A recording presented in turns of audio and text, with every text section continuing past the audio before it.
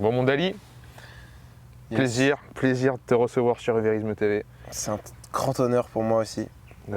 L'honneur est partagé. Ça me fait vraiment plaisir, tu vois, de reprendre les vraies interviews. En physique? En physique. Pas un Zoom, vraiment avec des gens que je peux toucher là, Ouais. qui sont là.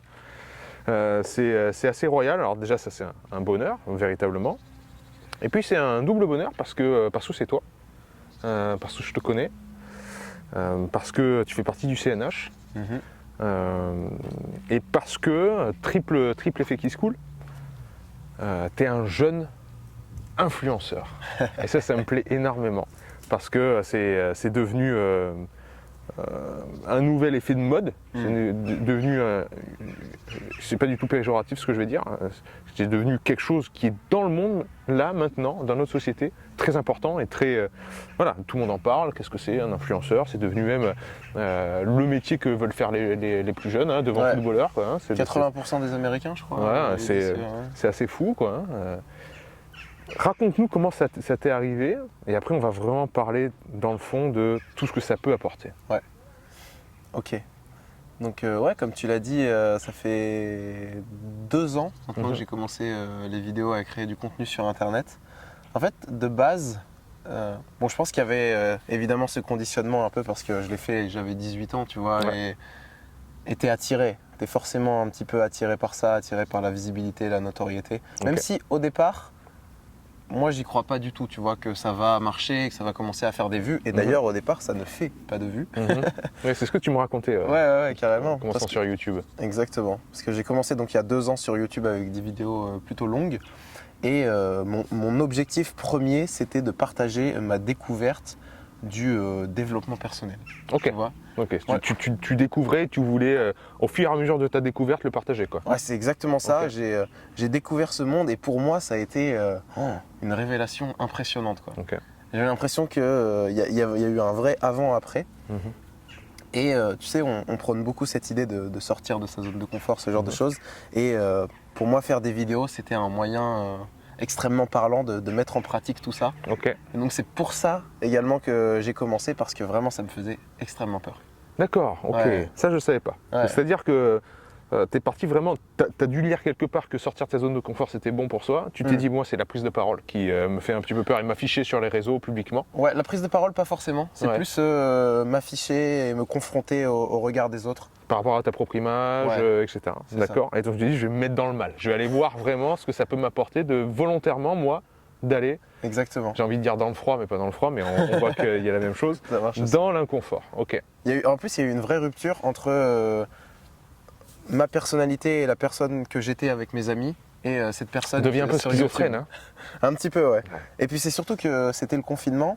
Et ah oui, d'accord, c'était le confinement. Ouais, c'était le confinement. Donc ça faisait 1 ou 2 mois que tu vois, j'avais commencé à lire des livres, je regardais des vidéos sur YouTube assez différentes, moins divertissantes, on va dire, tu vois.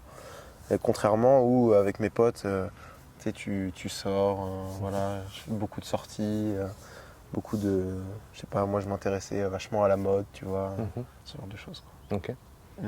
Confinement, boum, tu t'es dit, je vais... C'est fou parce qu'on remet en perspective beaucoup de choses par rapport à ton parcours. Parce que c'est facile de dire c'était il y a 2 ans, mais il y a 2 ans c'était Covid. Donc ça veut dire que dans cette période de crise, tu as commencé à faire des vidéos, tu as découvert le développement personnel au moment du confinement, c'est quand même assez dingue. Et explosion. Comme beaucoup, c'est vraiment, ça a été un moment très fort de révélation de plein de choses. Ça marche pas trop au début. Ouais, pas du tout même. Enfin, tu changes de... Franchement, je dis que ça marche pas trop, mais ça va encore, puisque à ce moment-là, j'ai un compte Instagram personnel, tu vois, avec un peu plus de 1000 abonnés, et donc je le partage à mes amis, tu vois. Au départ, j'ai eu d'ailleurs ce dilemme un petit peu où je me disais, est-ce que j'en parle, est-ce que je le garde pour moi, tu vois, parce que... Et je me suis dit, non, je veux l'assumer, je veux vraiment que les gens sachent. Donc j'ai fait une story où j'ai dit, voilà, je fais une vidéo, tu vois. Et donc cette première vidéo, elle fait tout de suite assez rapidement 1000 vues, quoi. J'ai un peu l'impression que les gens se passent le mot, ah regarde Dali, il a fait une vidéo, machin. Le truc qui m'effrayait, tu vois. Et oui, d'être catalogué là, de cette manière, de changer dans la vision que les gens ont de toi, les gens que tu aimes en plus. D'un coup, de changer, d'être une autre personne. C'est clair. Et non, mais attendez, je suis toujours Dali.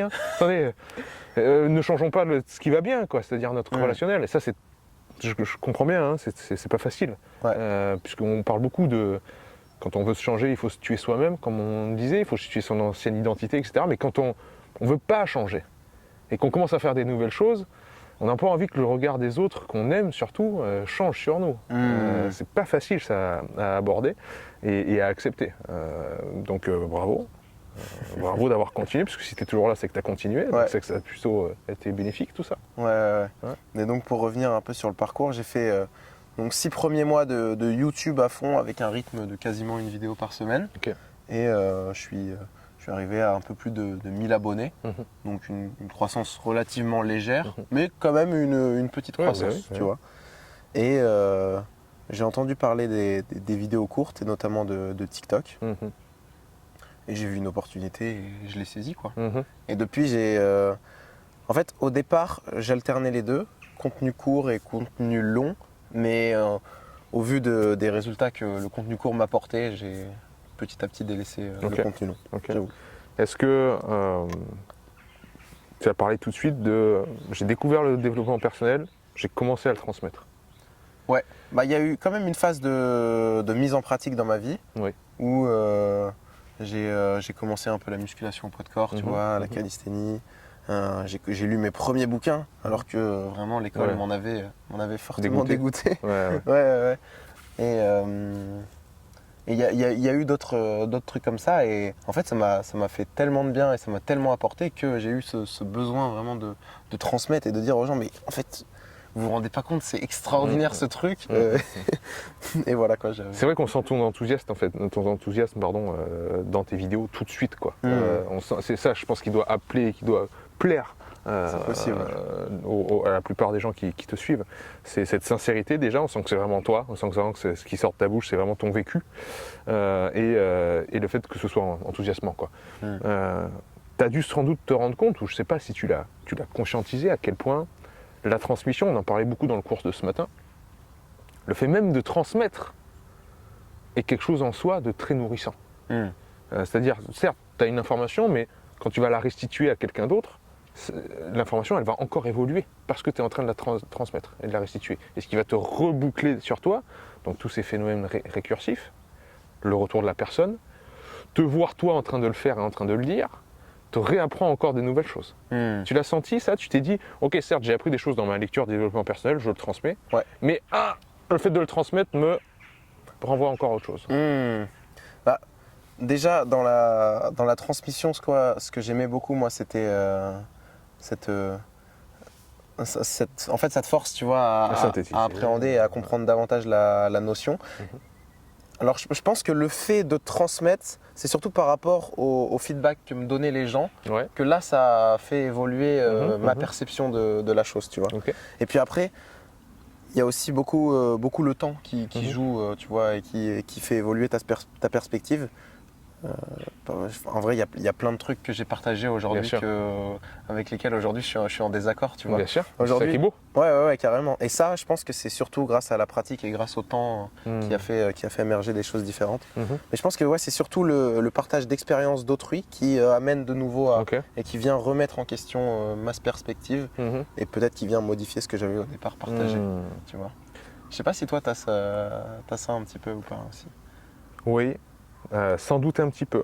Je l'aurais beaucoup plus dans ce qu'on est en train de vivre dans les stages, dans les formations, quand je fais de la transmission en vrai, quand on a fait des bains froids ce matin, tu vois, on a fait des choses dans l'inconfort, etc., et que je vois le regard des gens, je vois quand ils expérimentent la chose. C'est comme tous les préparateurs physiques, les coachs qui vont te parler du fait que le terrain est irremplaçable, que quand tu es professeur, entre guillemets, mentor, coach, peu importe, tu as autant à apprendre, tu es en train d'autant apprendre que l'élève. Concrètement, dans le fait même de transmettre, tu apprends. Et Richard Feynman disait, comme je l'ai cité ce matin, si vous voulez maîtriser un sujet, transmettez-le. Le fait même de transmettre va t'obliger à reformuler, va t'obliger à te mettre à la place de l'apprenant.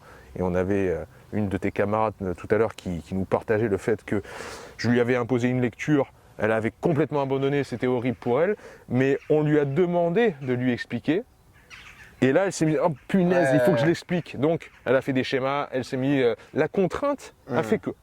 Et là, la contrainte que tu es maintenant youtubeur ou tiktoker, etc., fait que quand tu vas lire quelque chose, parce que tu es devenu quelqu'un d'autre, tu vas pas du tout appréhender le contenu de la chose de la même manière. Totalement. Tu vas te dire, sans forcément, Ouais, de manière inconsciemment. Ah ouais, Tu vas prendre l'information et tu vas en extraire ce qui est transmissible, etc. grave. Hein, je pense que tu dois le ressentir. Ça. Ah ouais, c'est beaucoup comme ça. Et aujourd'hui, je sélectionne pas mal mes lectures de cette manière. Eh bien oui. Vraiment. Consciemment et inconsciemment. Ouais, bien sûr. Par exemple, il y a un livre qui est écrit par Nicolas Guéguen, La psychologie de la séduction. Ouais. Si je suis allé sur ce livre, c'est notamment parce que je savais que derrière, j'allais pouvoir transmettre des choses assez intéressantes, tu vois, et qui susciteraient pas mal d'intérêt aussi. Bien sûr.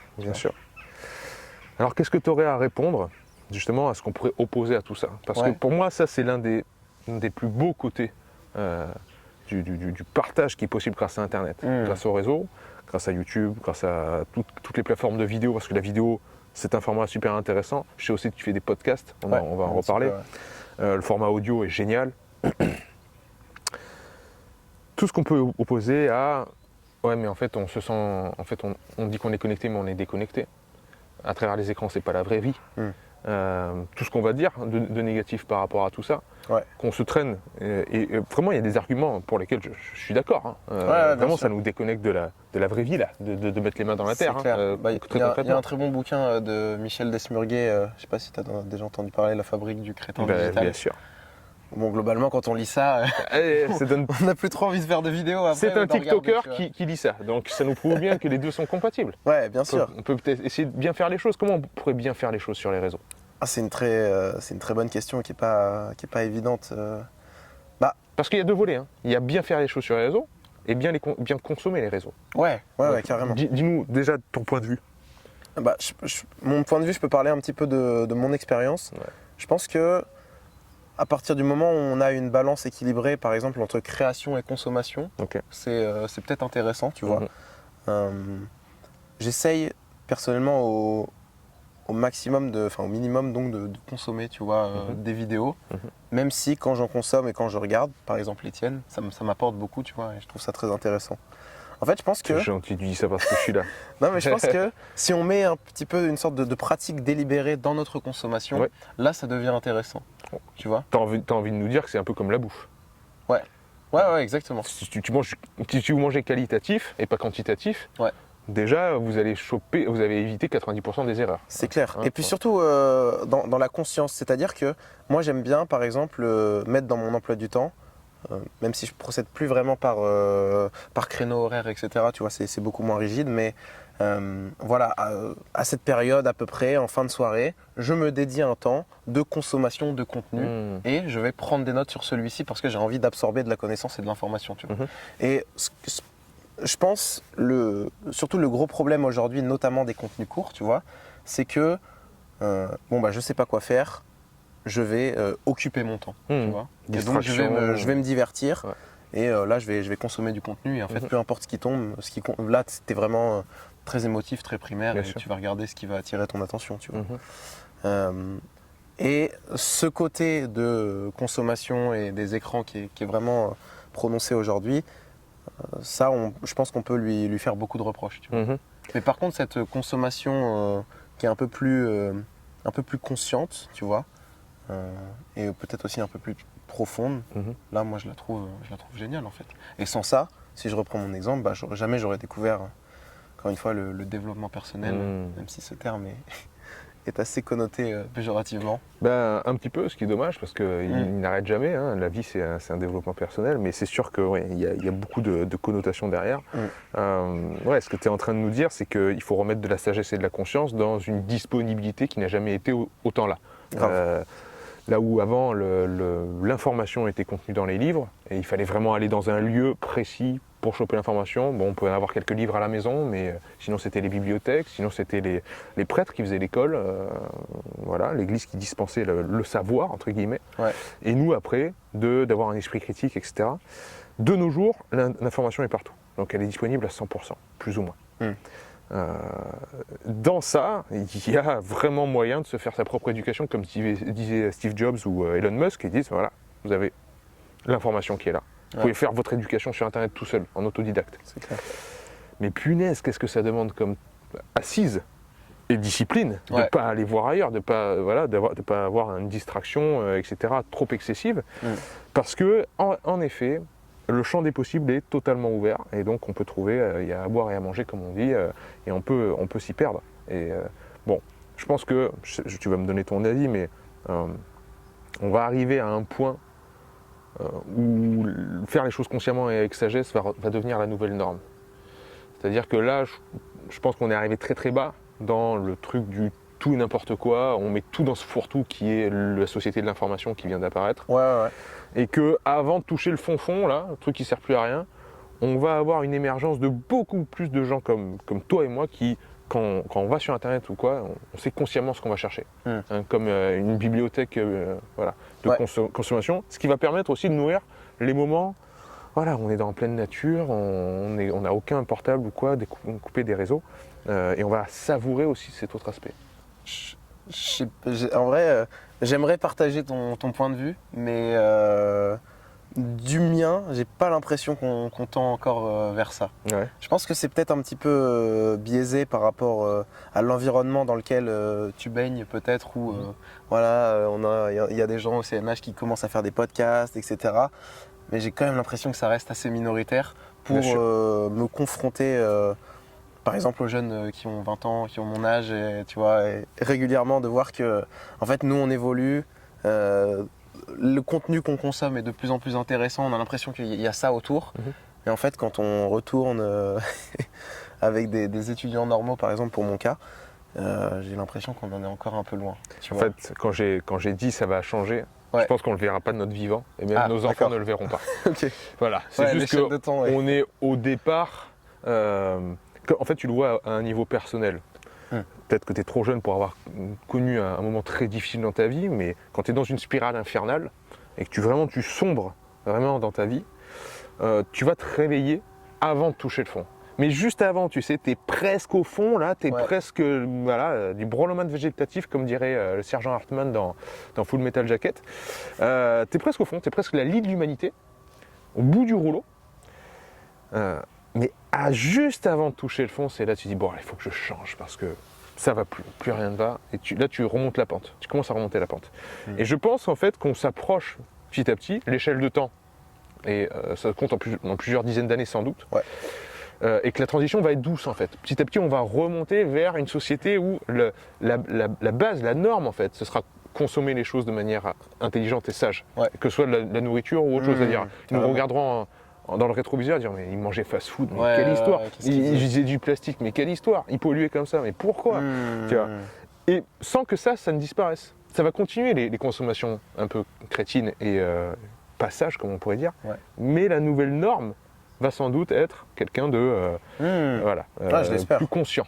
Mais on ne verra ça pas, prendra, c'est sûr que ça prendra du temps. Je pense que ce qui va peut-être agir comme déclic, ça va être de plus en plus de conséquences et de catastrophes au niveau écologique, tu vois. C'est possible. C'est possible que ça aussi ouvre les yeux à plus en plus de gens.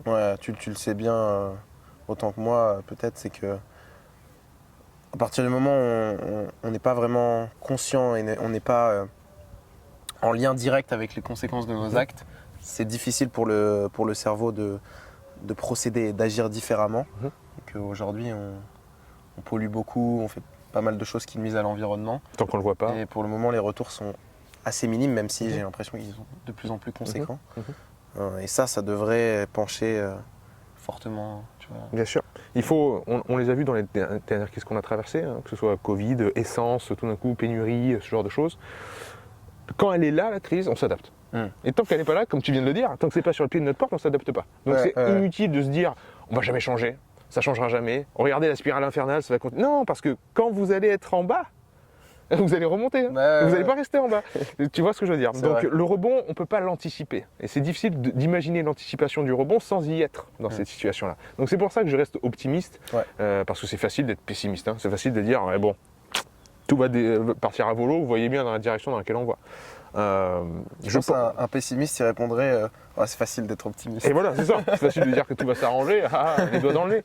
Non, c'est pas ça que je dis. Fermer les yeux, mais je suis d'accord avec toi, c'est sûr que... Je pense que l'instinct de survie, même s'il va être douloureux, même si le rebond va être pas facile pour beaucoup de gens, mais notre instinct de survie en tant qu'espèce, je ne parle pas en tant qu'individu, mais en tant qu'espèce, fera qu'on va s'en sortir doucement et que sans doute nous on ne le verra pas de notre vivant.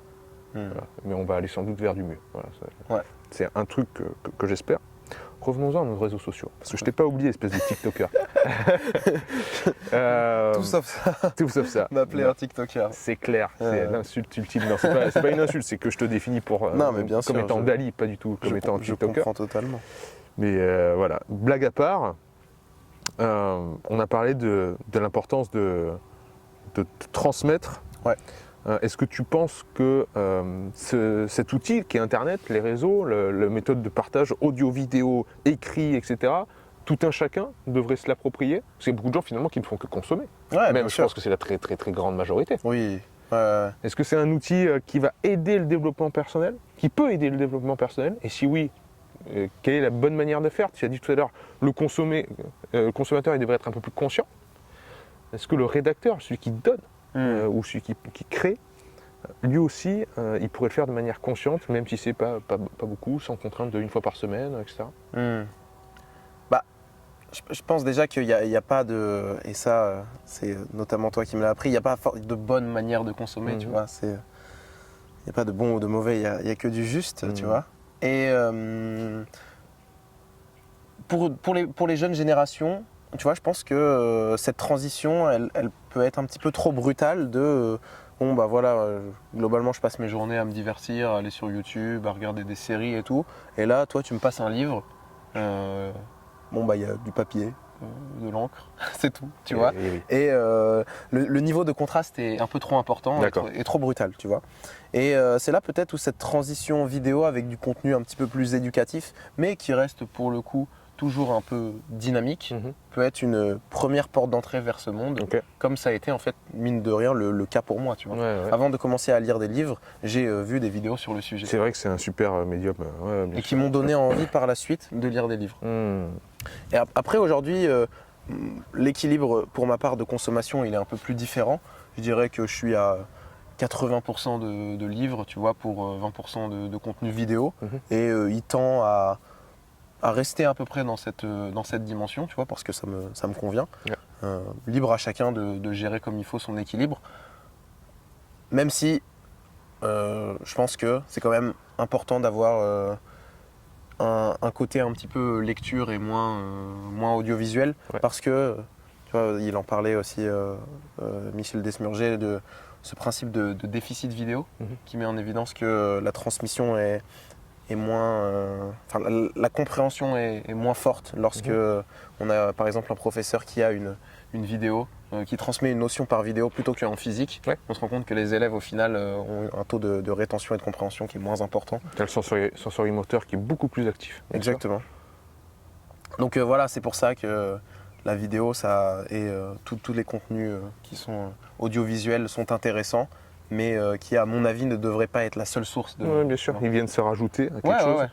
Mais c'est vraiment une très très bonne porte d'entrée pour les gens aujourd'hui, je trouve. Et j'ai plein de gens qui m'envoient des messages et qui me disent voilà, franchement, merci Dali, parce que tu m'as permis de découvrir un petit peu... Tu as mis le pied à l'étrier, voilà, c'est ça. Comme ton histoire personnelle. Ouais, exactement. Mais à quel moment quelqu'un peut devenir créateur? Est-ce que tout le monde doit devenir créateur? Est-ce que tout le monde peut s'approprier cet outil en devenant la personne qui crée et qui partage? Je ne sais pas si tout le monde souhaite devenir créateur, j'ai pas vraiment l'impression. Et je suis aussi en train de me dire que si tout le monde est créateur, ça pourrait presque poser un problème, tu vois, parce que la diversité et la pertinence seraient peut-être un petit peu moins au rendez-vous. Enfin, la diversité si, mais la pertinence peut-être pas. Après, je trouve que c'est quand même une expérience qui mérite d'être expérimentée pour le coup. Comme la prise de parole en public, comme le bain froid. Exactement, et surtout que aujourd'hui, à partir du moment où tu as un téléphone, tu peux essayer de partager quelque chose, une simple vidéo. C'est là où je voulais en venir, c'est que dans l'histoire de cette nouvelle technologie qui est Internet, puisqu'elle est relativement récente, on était tous consommateurs jusqu'à présent. Il y a un truc qui a révolutionné le marché, c'est l'iPhone. On est tous capacité de devenir acteur et créateur de contenu aussi facilement que de le consommer. C'est vrai. Donc, d'où ma question, qui était, est-ce qu'on doit tous devenir créateurs alors qu'on est tous consommateurs?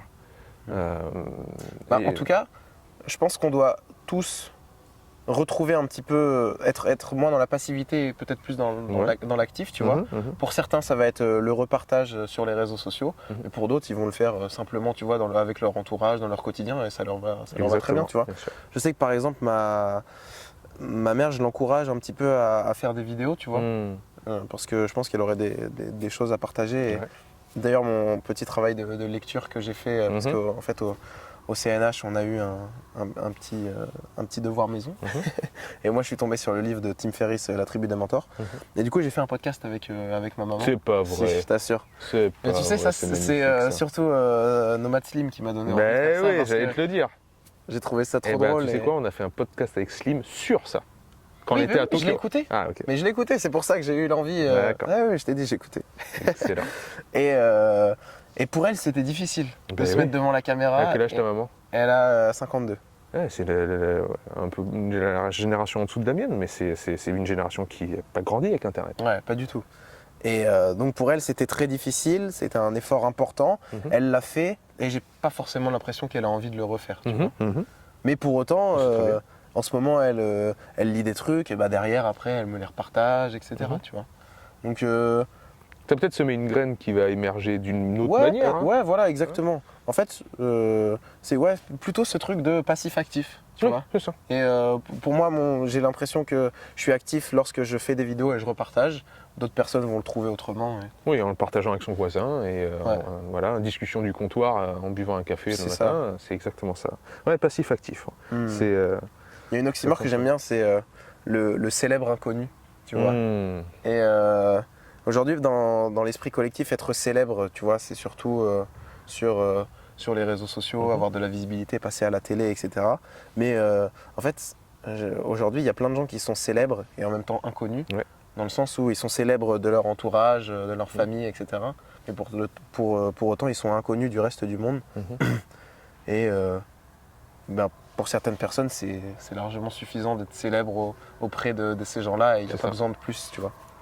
Recherche d'applaudissements que de toi-même, hein, c'est une des phrases des grands soufis, entre autres. Les stoïciens rajoutent « et de tes proches ».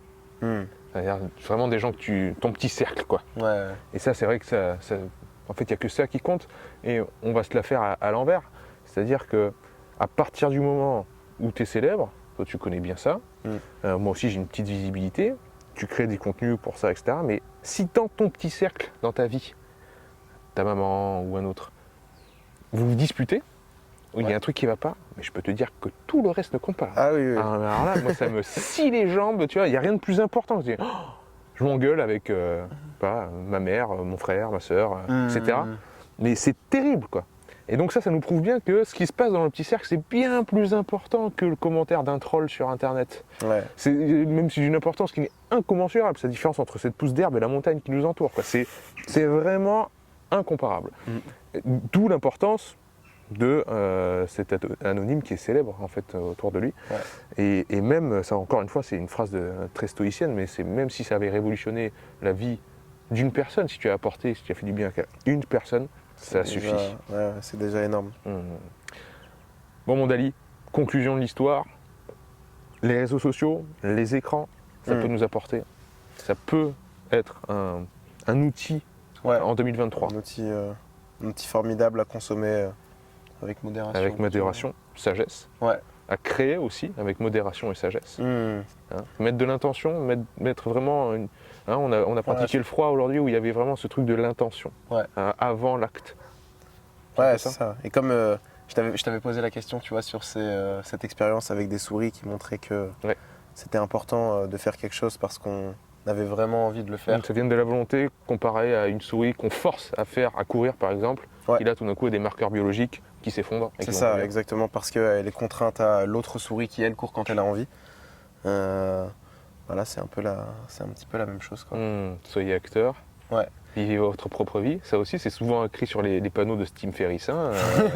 Quand il dit qu'est-ce que vous écrirez sur un panneau géant que tout le monde verrait, vivez votre propre vie. Ça aussi, c'est une réponse qui est souvent venue, mais on le comprend de cette manière-là. Soyez conscients et sages dans vos choix de consommation et vos choix d'action. Et c'est là où le contenu court met quand même beaucoup le désordre dans tout ça, tu vois. Et Bon, aujourd'hui, j'en suis pas encore là, tu vois, mais je pense qu'avec le temps, je vais me détacher davantage de ça parce que c'est difficile au vu de tout ce qui est proposé à côté de ça, d'avoir des gens qui soient vraiment là et vraiment intéressés, tu vois, pour le contenu et qui soient dans cette démarche vraiment conscientisée de j'ai envie d'apprendre des choses ou j'ai envie de, tu vois. Faudrait avoir, je pense que les plateformes qui sont en place là, qui évoluent pas mal, hein, YouTube, TikTok, tout ce que tu veux, elles vont continuer à évoluer et peut-être qu'il émergera des plateformes vraiment un peu plus plateforme consciente, quoi, on va dire. Plateforme vraiment pour un contenu de qualité. Tu sauras que si tu vas là-dessus, tu vas pas trouver de la diversion, du divertissement, ce qui est très bien. Hein. Le divertissement, j'adore ça. La légèreté, etc. Et il faut aller voir de temps en temps un truc qui est juste léger. Ça nous nourrit d'une autre manière. C'est la stratégie des haltères de Taleb. Hein. Grave. Mais si j'ai envie d'une vidéo longue et sérieuse, je sais que je peux aller voir Dali sur YouTube qui va me parler de développement personnel et je vais pouvoir m'asseoir 30 minutes devant l'écran où il va pouvoir développer. On a bien vu que sur ce thème des réseaux sociaux, il nous a fallu 30-40 minutes pour pouvoir développer. Et que si je t'avais dit, allez, 5 minutes, 30 secondes pour tout ça, les réseaux sociaux, c'est bien ou c'est pas bien? Je m'aurais dit, attends, il faut pouvoir développer, quoi. Bah ouais, carrément. Et j'ai envie de te poser une petite question par rapport à ce que tu disais sur Tim Ferriss. Toi, tu mettrais quoi comme sur ce géant panneau là où il y aurait plein de gens qui passeraient C'est une question que m'a posé le Circadien, le podcast du Circadien, c'est Dylan qui tient ce podcast-là. Il a été interviewé par Slim il n'y a pas longtemps, là, si tu veux écouter aussi. Et il m'a interviewé quand j'étais encore au Japon, là, il y a quelques semaines. Il m'a dit, voilà, tu vas mourir, tu as un message à faire passer au monde ou un truc comme ça, un peu dans le même style. Dites à vos proches que vous les aimez. C'est tout simple comme ça. Parce que, bon... Voilà, aimez-vous les uns les autres ou je sais pas, un grand truc, vivez votre propre vie. Qu'est-ce que ça veut dire? J'ai qu'une vie à vivre. Il y a plein de gens qui vont passer au travers.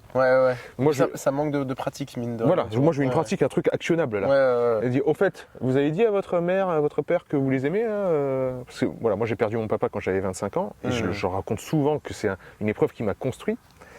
Mais j'ai eu la chance et la malchance, on a eu les deux, hein, un petit peu, c'est que sa maladie a duré 2 ans, chambre stérile, cancer, etc.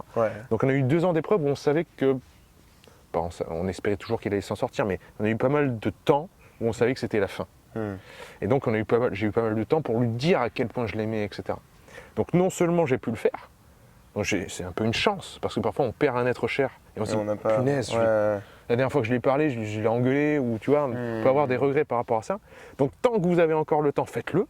Voilà, n'attendez pas qu'il y ait un truc qui vous le rappelle, quoi.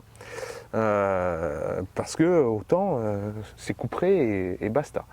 Et comme on l'a dit tout à l'heure, le petit cercle, c'est quand même ce qui est le plus important, quoi. Donc faites-le, dites-le à vos amis, à votre famille, etc. Et toi? J'ai pas pris le temps d'y réfléchir. C'est facile, hein? Mais j'aime bien ce côté un peu action, tu vois, plutôt que une belle phrase philosophique qui certes va te faire réfléchir. Moi, je sais pas, je dirais... Ouais, mais non. Ça marche pas, c'est trop philosophique. Trop philosophique. Être ou ne pas être. J'allais dire 1 vaut mieux que 0, tu vois. J'aime bien ce truc de... Je crois que c'est Mark Manson qui disait ça. Ou un tiens vaut mieux que Dieu tu l'auras. Ça fait penser à Shining, mais... ça marche bien aussi. Faites la chose maintenant, quoi, n'attendez pas. Ouais, c'est ça. Vaut mieux que 0. En fait, sinon j'allais dire faites une pompe, mais c'était pas... C'est pas mal ça, moi j'aime bien. Une traction, parce qu'une pompe il se passe pas grand chose. Ouais, mais la traction, pas assez... On l'a fait où la traction là? Tu vois? Et donc tu cherches un lieu. Maintenant. Donc tu cherches un lieu. Ah oui, mais ça fait 2 actions. Donc tu trop difficile pour les gens. J'avoue. Allez, pompe. On va les chercher où ils sont. Non, mais t'as raison. On fait une petite pompe, quoi. Ouais, je m'étais fait une petite pompe, je me dis voilà, ils ont fait... Il y en a qui savent pas, ils vont chercher une pompe à gonfler, tu sais, ils vont pas comprendre. J'ai dit quoi? Pourquoi une pompe? Bon, Dali, merci beaucoup pour ton partage de sagesse du haut de tes 20 ans. Quand même, c'est à souligner. C'est beau, ça fait vraiment plaisir, ça redonne du baume au cœur. Ça fait peur parce que je me dis que je vais avoir 2 fois ton âge et c'est immonde de penser ça. Mais ça fait plaisir aussi de se dire qu'il y a de la jeunesse qui est sage et qui a beau avoir beaucoup de visibilité, pense qu'il faut qu'elle ait une visibilité consciente et sage. Donc bravo et merci pour tout ce que tu inspires. Merci à toi pour l'invitation et pour tous les contenus que tu partages aussi. C'est un plaisir. Ciao. Ciao, ciao.